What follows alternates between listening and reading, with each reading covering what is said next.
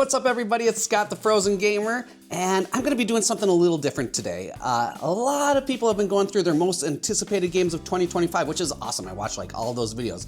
But I want to do something a little different and talk about the games I have already pre-ordered for 2025 that I'm obviously anticipating. So these are games that I backed in 2024 or P500'd from the GMT system, and then I am waiting for them to arrive. So let's start out with one that actually has arrived. It just arrived in 2025, and that is Cthulhu Death May Die. If you don't know Cthulhu Death May Die, this is Fear of the Unknown and the Season 4 box. They're all right. A couple of them are right there, and the extra bonus box for this campaign. So 3 boxes full of Cthulhu Death May Die. This is a big dungeon crawl, just dice chucker. You're by the end, you're rolling just like 8 to 10 dice at the end, trying to defeat the big bad old one. And it tells such an emergent story. It's not written down anywhere. The story is barely there, but what happens in the game is what tells the story, and that's what I love about it. And I've been very busy playing it. It's on my table right down here, but I've also been very busy painting it. I just finished the core box of the Fear of the Unknown box for this season, and now we'll get started on those 2 boxes. There's a lot left to paint. A little overwhelming. So that's my first game. My second game here is called 7th Inning Stretch. It's by Justin Schrader. Best with One Games, build a championship caliber baseball team. And so what you're doing in this game, this is like mostly a solo game, and you're gonna lay out cards in front of you of your baseball team, and it starts in the bottom of the 7th. And after the 7th inning stretch, and you are trying to win the game from there. And it's about optimizing the way that you set up the dice. The cards. You're gonna roll dice to try to get them to work out the best way that you can. It was shown on One Stop Co-op Shop, and I was very intrigued by it. I love baseball. I love any baseball game, or not any of them, but I love baseball games as well. So I was very intrigued by this one, and it was an affordable price, and I backed it. Next up is another baseball game, very similar to 7th Inning Stretch. This one's called Flip Dynasty, and it says take control of a baseball franchise, draft players, and build a dynasty. It's by Scott Corlander and Scorelander Games, and he is the guy that does the monthly solo games. There's always like a Kickstarter or GameFound, I forgot what he goes on, but I think Kickstarter, and he does it every single month. There's a new solo game, and this one fit right into my wheelhouse with baseball again, and I played this one on Tabletop Simulator to see if I liked it, and it was pretty darn good. What you're doing is you're drafting a team in this one. And this plays 1 to 6 players, this game. You draft a team though, and then you then it's a bunch of dice chucking to try to to line up your dice the way that the players do, and the players will get a certain amount of runs if you line it up correctly, all of your dice correctly. And then you can get rid of some of your team after the season's done and get a new players into your team, and you go again. And it was just a lot of easy fun, and again, not an expensive game. If you don't know the solo games of the month, check it out on Kickstarter. Scott Corlander, Courlandr, Scorelander Games is the name of the company. Really worth looking into because they do some good games. Number 3 is the Bell of Treason, 1938 Munich Crisis in Czechoslovakia. This is by Peter Mojis. And it's GMT Games. So this one is one that I P500'd, and it's a 1 to 2 player game. It's a fast-paced card-driven game about Czechoslovakia in 1938. This is in the same series as Fort Sumter and Red Flag over Paris. That is in GMT's line of games here. And it's the same system and the same, So in this one though, it's a historical game, of course. And what it is in 1938, the Czechoslovakian at the time, their government had a decision to make if they should give away part of Czechoslovakia to the Nazi Germany at the time, or should they just resist. And the government ended up giving away part of Czechoslovakia, and then guess what happened anyways? The Nazis ran in and took over anyways. But that's the battle of what in this game is what should we do as a country. And yeah, it's a quick, light game for GMT. It's quick, and it is in that same system of games Fort Sumter and Red Flag Over Paris that have already been hit games for GMT. So super excited about this one eventually coming. I think that's going to be later this year. Next up is another GMT game. And this is by Non-Breaking Spaces. The designer uses a pseudonym, GMT Games. And this one is about building the Cross Bronx Expressway through the South Bronx. And it goes from 1940 to the year 2000. So there's different eras that you play throughout the game. It's similar to Hegemony, the actual gameplay, which is funny because this game was in development probably around the same time as Hegemony started their development. And so it's a 3-player game. You can play as either the public sector, the private sector, or the people that are within like the community leaders within the South Bronx. And this game just, I lived in New York. I lived walking distance to the Bronx. We would go and walk to Yankees games, and we were not Yankees fans, but we would walk to the games and cheer for the other teams, usually the Twins. So we would go, but we could walk to Yankee Stadium. That's how close we were, and to the Bronx. And we, and it also, so what happened was when they built this Cross Bronx Expressway through the South Bronx, it kind of eventually devastated the community quite a bit. By the 80s, when Reagan came in, it was just in need of a lot of fixing up to do. And the same thing kind of happened in Minnesota with 35W going through Minneapolis, and they built it right through a prominent, emerging, very successful Black community in Minnesota, and it just devastated it, that community. And so this kind of has a place in my heart because we had a similar thing here in Minnesota that happened there in New York, and I lived in both places, so this was a no-brainer, and I play tested the game early on, and it's really, even in the early on iterations of the game, really good game. Super excited for that one to come out this year, hopefully. Next one is The Dark Quarter by Lucky Duck Games and Van Ryder Games. It says, investigators solve mysteries in the 1980s while dealing with the dark and supernatural.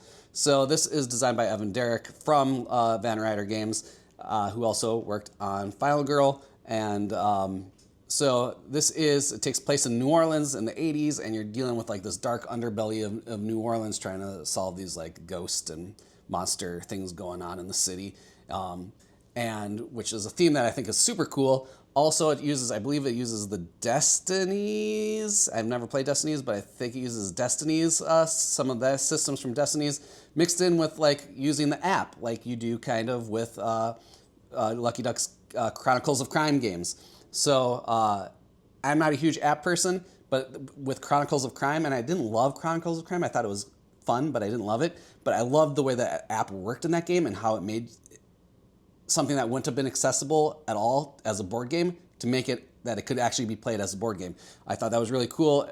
If they can get that system, the app system down working well with this game, along with the stories, I think Van Ryder is great at telling stories. I think the two of them combined with Lucky Duck and Van Ryder together is going to make this game a huge hit. I'm super excited to get it. Next up, this one already came too. You can kind of see it, I think, in the corner of my video here, and that is Final Girl Season 3. It's up by the ceiling, the new season, and I haven't played it yet. It just came a few days ago, and I have been busy painting, so I will crack into that soon once I clean up my table of all this Cthulhu Death May Die stuff. So I am super excited. It's more Final Girl, it's got like the Terminator, it's got Saw, A Quiet Place, and a couple others and it's just more Final Girl and more ways to mix and match.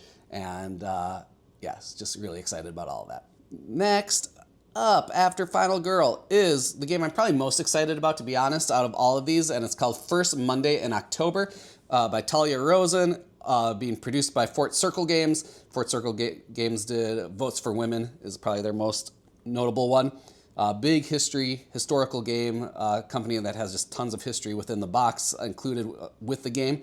And so this one is about the Supreme Court, over 200 years of the Supreme Court. And if that doesn't sound super exciting to you, it does to me, because I like politics and justice and all that type of stuff. So it does sound exciting to me. If it doesn't, I'm sure it sounds awful if you're not into the theme and dry as can be. But just bear with me for this one for a second. I watched it play on heavy cardboard after I already like pre-ordered it a long time ago because I was super excited about it. So I actually watched a gameplay. I usually don't watch gameplays of games that too often, but this one I did, and it was so awesome looking, and it's so much interaction between all the players. You're trying to be on the right side of votes and trying to manipulate the way that different cases, historical cases in real life, you're trying to get them to either pass or not pass.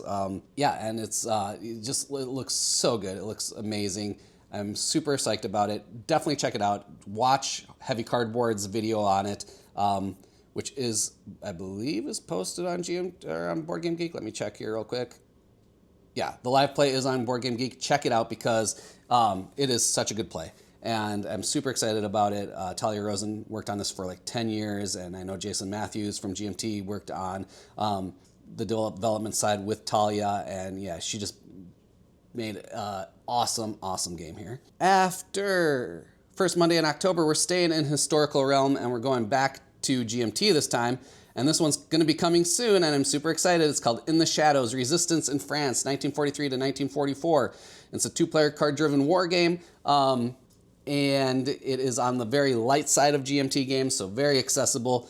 It's quick. It's like a 30-minute game, 45-minute game, and it can be played solo as well with like this narrative campaign or something. I think they said that's going to be with it. They said it's like a whole different game than playing it with 2 players, which I think is kind of cool. We'll see how that plays. Part of the reason I got it, but also part of the reason I got it is because of the theme of this one. It's the French resistance over Nazi Germany, and anything that is fighting Nazis, I am all for. So, and I obviously it's a theme that I can get behind. So I am super excited about it, and yeah, it should be coming here soon, and I'll probably show more of it in another video once I get it. After In the Shadows, we got Molly House by Whirligig Games. That's Cole Worley and his brother's company. This one is not solely designed by Cole Worley. It actually was designed by Joe Kelly, and they went with Cole, kind of came on as a co-designer, developer on the game. And what this game is about is the LGBTQ community in the 1700s in London. They used to, it obviously wasn't a safe place for them to be themselves back then. And so they would go into these coffee shops and bars or whatnot and go together as a community and celebrate there and be themselves and just be happy people. And but there were informants there, and the police would often raid them, and then the informants would go out and tell the police, and then the police would come in. So this is a hidden traitor game on top of it, and I love hidden traitor games. This one should be coming pretty soon too. I know it's going to be delivered very, very soon. I know I just mentioned Heavy Cardboard. I know they have their copy and are going to be doing some video on it very soon as well. Another reason to follow Heavy Cardboard. Yeah, man, I am so psyched for this. The game looks beautiful. The art on it is beautiful. The game pieces, I've got the metal component upgrades, but even the wood pieces that come with the game, if you didn't get the upgrades, look amazing. So yeah, Molly House, Whirligig Games. Anything that Cole Worley is involved with, I like Root. I don't love it, but it makes the way that it's designed is so amazing. PAX Pamir, which is on my shelf somewhere, is one of my all-time favorite games. And I haven't played John Company yet, but I've watched it play it again too because I'm just so interested in Cole Worley's mind. Just hearing Cole Worley talk is just like, I feel like I'm at like this amazing like college lecture class of just listening to Cole talk, because he's like that amazing professor that you want to just keep listening to because he's so interesting, and the way his brain works is so fascinating to me. So really excited for Molly House. The next one is The Old King's Crown, and it's designed and the art is by Pablo Clark and Eerie Idol Games. So this is a lane battler. I don't even care what the game's about. I saw the artwork and it's like, I need to get this game. Very shallow of me. The game's supposed to be really, really good on top of it from like playtesters, what playtesters have said about it. So the game, I'm excited about the game. But I'm really excited about the art. The old placeholder artwork for the box cover is my background on my computer screen. I just love what Pablo Clark did with the art in this game so much that I bought the game and Kickstarted it. I just need it on my shelf because it's so beautiful. So, no, but it should be a good game on top of it. As I said, it's a lane battler, up to 4 players, but it's kind of a more in-depth lane battler than like a Radlands type of the game. There's just a lot going on with it, and yeah, I'm excited. Next up is the Plum Island Horror, More of a Bad Thing. So Plum Island Horror is on my shelf. That's also one of my favorite games. And this is by GMT as well. It's designed by the great Herman Luttman. And it's not a zombie game, but there's these monsters coming down the board, and it's like kind of like a State of Siege game where you need to fight them off and hold your base on an easier, a much lesser game, not lesser game, but lesser in-depth game would be Castle Panic, would be a similar game if you know that one. This is much more in-depth than Castle Panic. The reason I am excited about this one, More of a Bad Thing, one, it has like more factions and more cards and everything in the game, but on top of it, it doesn't change.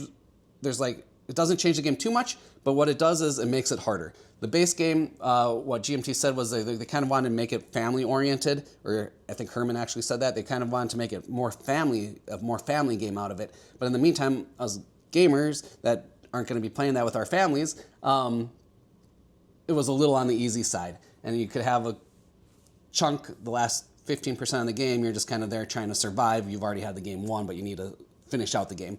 So this should make it much harder. And that is a good thing. I'm super excited to get that because then I will get that game back on my table and play the heck out of it, because the theme, it's like this B-horror movie type theme that all these things from Plum Island got out and are trying to take over the island, and you are trying to hold them off, and you're using like the army or like the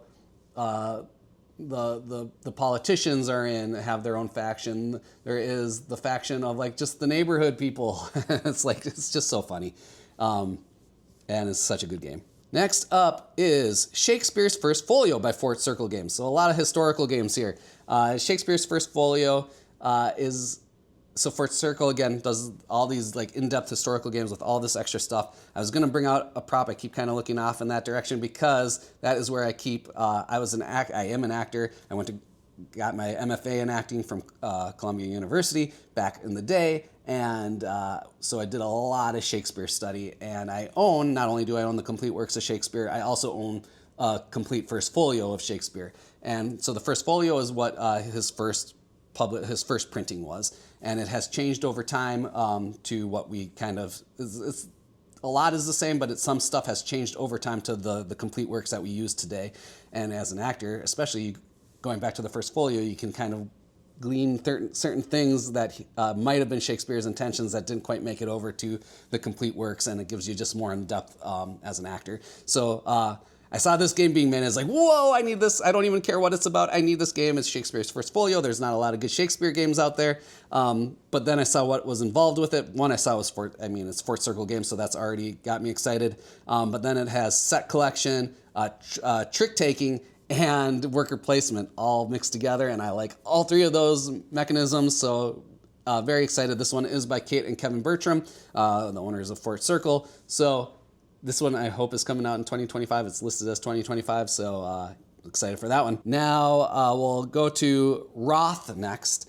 I'm going out of my alphabetical order here just for a titch. Roth is by Manny Tremblay, and it's produced by Chip Theory Games, and the art is also by Manny Tremblay.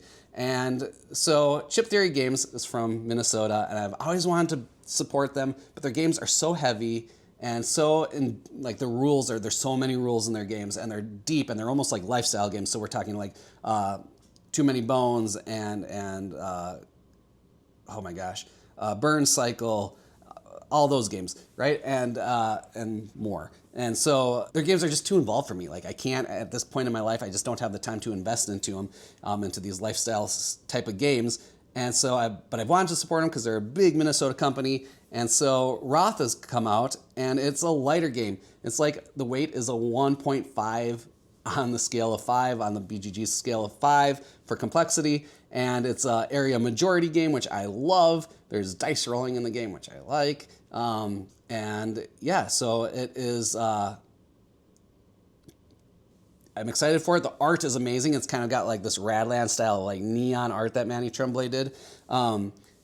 And yeah, I'm so happy I can support my fellow local company finally with a game that fits into the type of games that I like to play. So that is Roth. And then I'm going to end with probably my other one that I'm most excited for, and that's Spooktacular. And this is by D. Brad Telton Jr., who is the owner of Level 99 Games. And Level 99 Games, if you don't know them, they're probably most well known for Millennium Blades, but also Devastation of Endines, the Battlecon system, Exceed, and I'm missing a big one too, another big one, whatever. But Bullet, the Bullet series. And I absolutely adore Level 99 Games. I think they just put out great, unique games that are different than most other games that are out there. And this is one of them. So I didn't play test this one. I kind of went in and they put up the mod on Tabletop Simulator. I tested it out to make sure I wanted to jump into this campaign. What you're doing in this one, that's like these like old classic monster movies, classic being in the sense like 1980s or 90s or less, or older in time.